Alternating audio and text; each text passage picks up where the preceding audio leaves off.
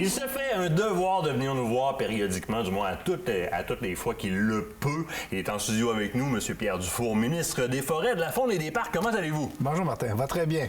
Oui, on vient de passer au travers de pourtant une période qui était quand même assez difficile, mais de laquelle vous en êtes très bien sorti. Je veux dire, si on fait un récapitulatif, on vient de passer au travers, on est encore dedans, mais on vient de passer au travers du pire de la pandémie, de la COVID, dans laquelle tout le monde a perdu leurs activités, patins, bingo, salle de danse, etc.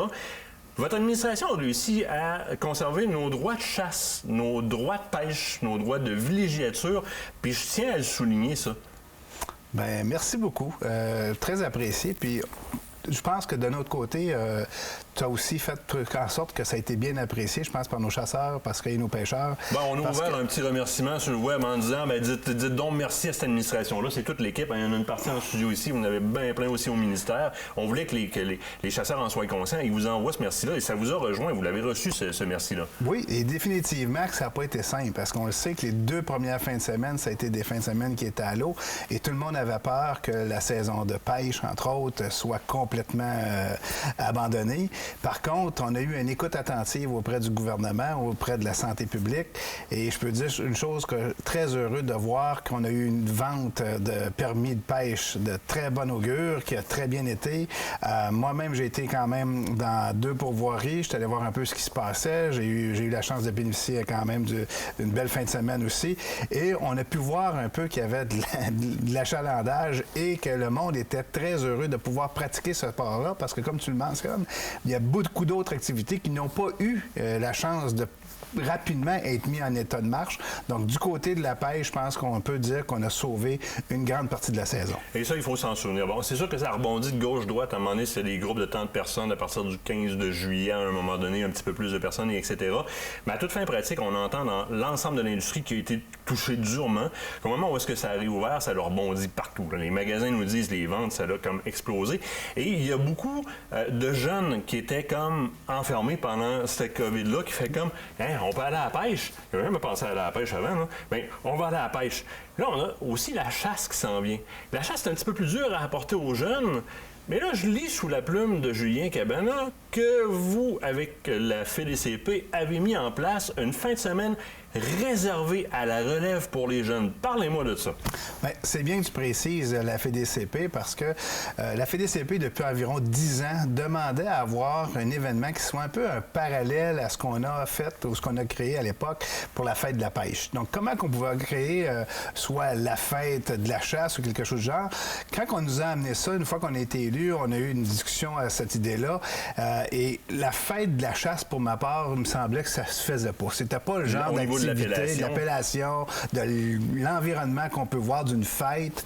Je pense qu'il y a quelque chose de noble dans la chasse. Donc, je pense que c'est un élément qui était important de voir comment on pouvait intégrer ça.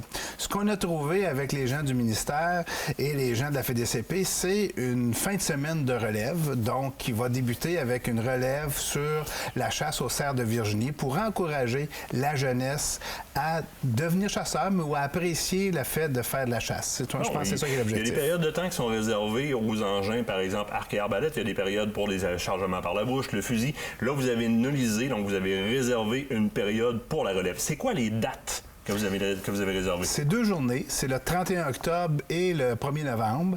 Mais il y a des règles à suivre. Naturellement, on ne pourra pas arriver quelqu'un le 30 octobre dire tiens, j'essaye ça. C'est pas tout à fait l'idée de base.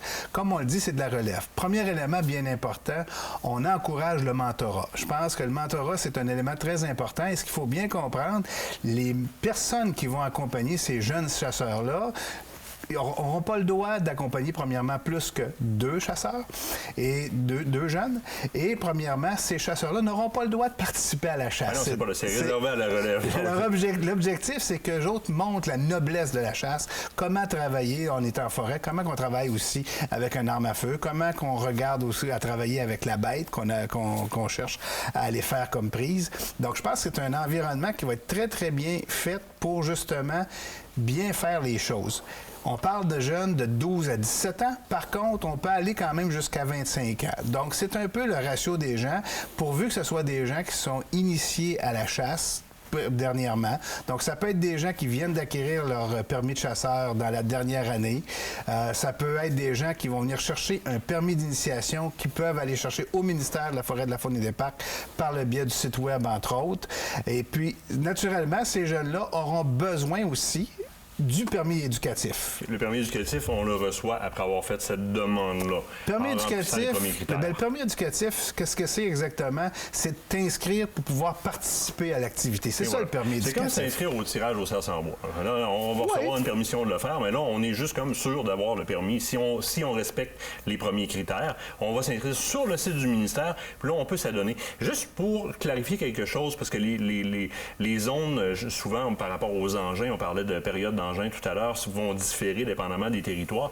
Dans le cas de cette fin de semaine-là qui est réservée à la relève, c'est visé sur tout le territoire qui est légiféré par le ministère au niveau de la chasse. Donc, où est-ce qu'on a le droit de chasser?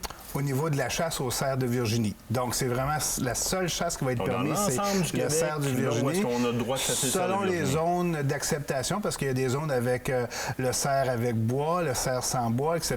Donc, il faut respecter toutes les règles traditionnelles de la chasse, tout avoir son permis de port d'armes en conséquence avec l'arme en question.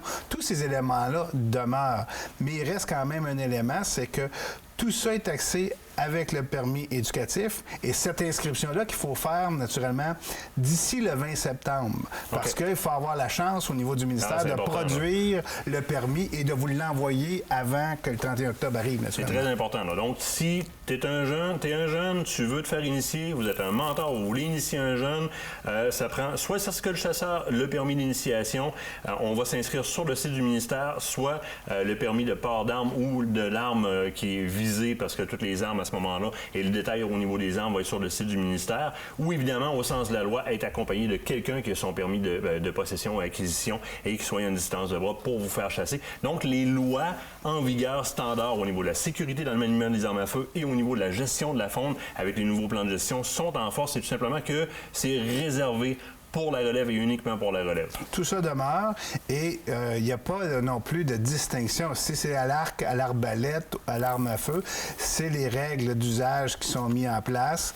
Et par contre, il faut être accompagné d'un mentor de 18 ans et plus. Si, exemple, c'est l'arme à feu. Si c'est l'arbalète, ça peut être 16 ans et plus, etc. Donc, il y a toute une suite logique derrière l'application de la mesure. Toute l'information se retrouve sur le site du ministère.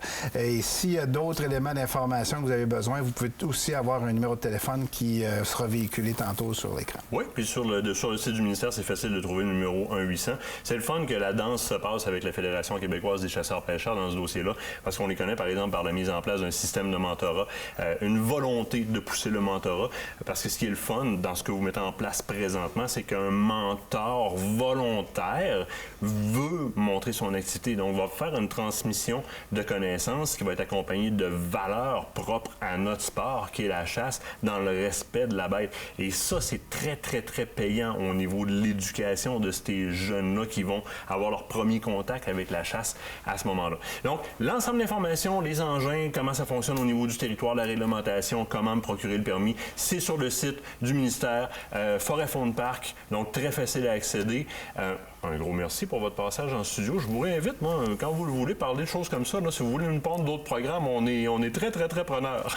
Bien, merci. Puis, je pense que ça va être très intéressant pour l'ensemble de la population de créer des jeunes chasseurs qui seront bien formés par nos mentors à travers toute cette dynamique-là. Bon, il y a ceux qui parlent qu'il faut faire quelque chose pour la relève, puis il y a ceux qui font quelque chose pour la relève. On se quitte le temps d'une pause. Au retour, on est en Afrique. On court après des oryx puis des coudous. Quelque chose qui va se passer là. Manquez pas ça. Le ministère des Forêts, de la Faune et des Parcs est fier de vous avoir présenté cette partie d'émission.